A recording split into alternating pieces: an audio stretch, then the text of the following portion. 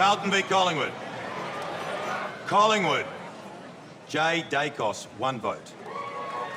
Carlton, A. Chera, 2 votes. Carlton, P. Cripps, 3 votes.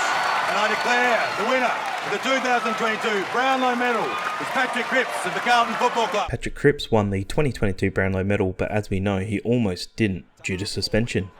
Rich with a well-timed fist. Cripps thunders into AhChee. Rich and Gardner want a piece of him in the background. Play continues. AhChee still down. Here's another look. It probably ended up being high. Looking in hindsight, you can see that I didn't have Patrick Cripps even in the top 4 for the Brownlow vote, so I guess, what do I know? But in this video, we're going to take a look at some similar cases that happened throughout the year, so they're relevant, and we'll see whether Patrick Cripps should have been suspended or not, and whether he should have won that Brownlow due to suspension. I don't know, maybe the title's a little bit clickbait, my bad, but I still think he should have been suspended for it. Let's take a look at the cases that support this.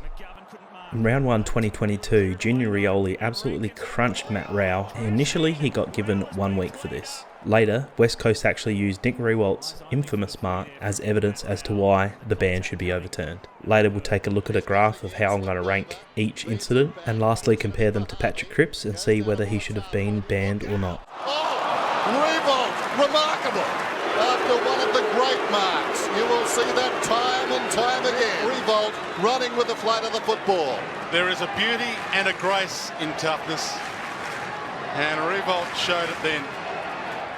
Initially, my argument would be that Nick Rowell actually got to the ball first, whereas Junior Rioli did not. Anyway, the initial suspension he was given was 1 week. The no refers to was the defending player concussed? Was Matt Rowell concussed? No, he wasn't. And lastly, we'll take a look at, was it overturned? Yes, it was. Apparently giving this sort of evidence is enough to overturn the suspension of 1 week. This actually became crucial in allowing Patrick Cripps off for the hit on Callum AhChee later in the year. Now to me this is a totally different incident, as the player was not concussed. The AFL are always banging on about protecting the player, protecting the head, because they know what it can lead to later on in life. The issue again is the consistency in the ruling of this from the AFL, the Tribunal and the MRO. In this one we can see Paddy Ryder's slightly late hit on Will Day after he kicks the ball. This leads to Will Day having a concussion, and this earns Paddy Ryder 2 weeks on the sideline. I don't think there's much malice in this from Paddy Ryder, but he's given 2 weeks, I think, due to the fact that Will Day ended up with concussion. Let's take a look at what the experts have to say at AFL 360. Paddy Ryder, the St Kilda ruckman, has been handed a 2-week ban for rough conduct that left Will Day with concussion. It was graded as careless conduct, high impact and high contact. The high impact is consistent with the way the movement around concussion that steadily progressed its way to be high impact. It's 2 weeks, it wasn't dirty, but this is sort of behaviour that the AFL must come down heavy on. And I think most people in footy should say, we agree with you. Where do you sit? Yes. When I saw it, the caveat on this is the Willie Rioli case a couple of weeks ago, which I couldn't have been more wrong about. When I'm watching that, I fully expect that to be a suspension. So do I. I don't compare it to the Willie Rioli situation. The Tribunal said that Willie was contesting the ball. And right at the last split second, that wasn't at the last split second, he wasn't contesting the ball at all. Mitch Robinson ran in and thought, I'm going to contest the ball. No, I'm stopped, and he got ploughed into. That's where and he got 1 week for that, and I didn't think Mitch Robinson...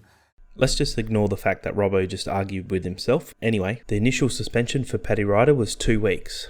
Was the opposing player concussed? Yes, Will Day was concussed. St Kilda took this to Tribunal, they argued, and it was upheld. Paddy Ryder had to sit out for 2 weeks. In the next one we can see James Rowbottom overruns the ball and clearly lines up Zack Merrett and takes him out head-high hit. This was classed as careless conduct, medium impact and high contact. For this, James Rowbottom was given a 1 week suspension. Zack Merrett was not concussed, he was able to play for the rest of the game. The Sydney Swans took this to Tribunal and contested it, and they lost. They ended up upholding the suspension for 1 week. Got smashed. He's going to be sore after that. The ball drop kick. It's just unravelling a bit at the moment for the Bombers.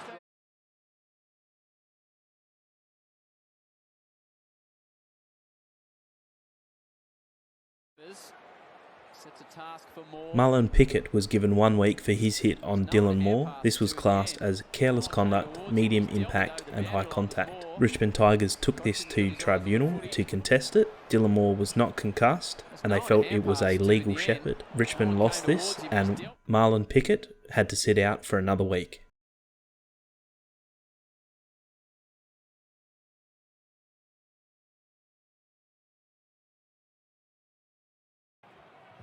If you made it this far into the video, you already know Patrick Cripps was given 2 weeks for his bump, in quotation marks, against Callum AhChee as he was contesting the ball, in quotation marks. These 2 points will become very relevant in the near future. So what we'll take a look at is the incident and we'll have a look at the outcome of the initial report from the MRO and see how it went from there.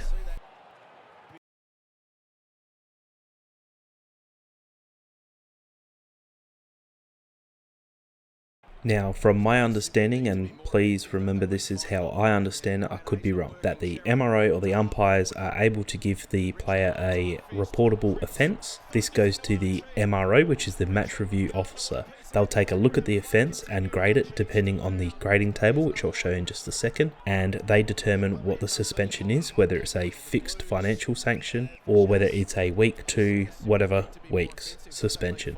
If the player and the club determine that they think this is unfair or not true, that they can contest this. This goes through the AFL Tribunal, and through the Tribunal it either gets upheld or dismissed. The clubs are able to contest this further through the AFL Appeals Board, but this is actually quite rare. I think in 2021 there was 3 appeals, in 2020 there was 1. I believe in 2022 this was the only AFL Appeals Board meeting that happened. I think it has to be an extraordinary case for this to happen. It doesn't happen very often. This is where we landed with Patrick Cripps. So we will take a look at how the MRO graded the offence using their table which is supplied. So taking a look at the grading classifiable offences table, which is available on the AFL website, we can see that Patrick Cripps was charged with careless conduct, high impact, high contact, which results in a 2-match sanction. So this part was correct. You can read the quote for yourself, but you can see here the GM of football, Andrew Dillon, has stated that they want to take out concussion from the game because they know it causes problems further down the track. Callum AhChee had concussion. Will Day had concussion. Paddy Ryder got a suspension for that. Patrick Cripps got a suspension in the initial part, but he was let off from a technicality, which we will get into in just a minute. It's an absolute farce that the AFL and the GM of football can allow this to happen on a technicality. Patrick Cripps should have been suspended for 2 weeks. Now please remember, this is not a stab at Cripper himself. He's a great player and I understand he probably should have deserved the Brownlow medal, but he probably shouldn't have played those last 2 games. He got let off from a technicality. So just remember, this video isn't about attacking him, it's attacking the situation that the AFL have allowed Patrick Cripps to continue to play. That's not fair to Callum AhChee and to every player that's been concussed in the game.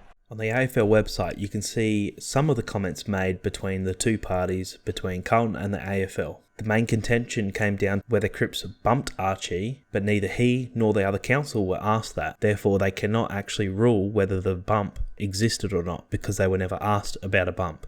They were asked about contesting the ball. Carlton's lawyer correctly pointed this out, saying there was a denial of natural justice because the tribunal person had not directed the jury before they retired to give a verdict. This is technically correct, and this is basically what it came down to. The jury members, which are AFL lawyers of the Queen's Council, so they are some of the best lawyers, they were never asked about whether Patrick Cripps bumped or not. Therefore, they cannot make a verdict on whether he bumped or not. And finally, they said the findings the tribunal came up with behind closed doors was about the bump, whether he chose to bump or not. It should have required some directions, which is true. They were never asked. Therefore, Patrick Cripps got let off on a technicality because they were never asked about the bump. This is a massive oversight by the AFL. I don't think we'll see this next year. I think they'll tighten up their laws. I think they'll tighten up the way they write things. To me, this seems like Patrick Cripps probably should have got 2 weeks for this. But due to a technicality of not being asked about a bump, something as simple as a bump in the midair while he was contesting the ball, whether he was contesting it or not. If this was any other situation, I think the 2 weeks would have been upheld, but because lawyers got involved and they use their words very specifically and they follow the direction that they're given, Patrick Cripps was given an unfair trial and therefore this had to be dismissed. Patrick Cripps got let off, he got 3 votes in the last game, he became the Brownlow medal winner. Therefore, I don't think it was just that Patrick Cripps won the 2022 Brownlow medal. Here's some other reactions from Twitter. And again, thanks for watching. These are my opinions only. Cheers guys, appreciate it.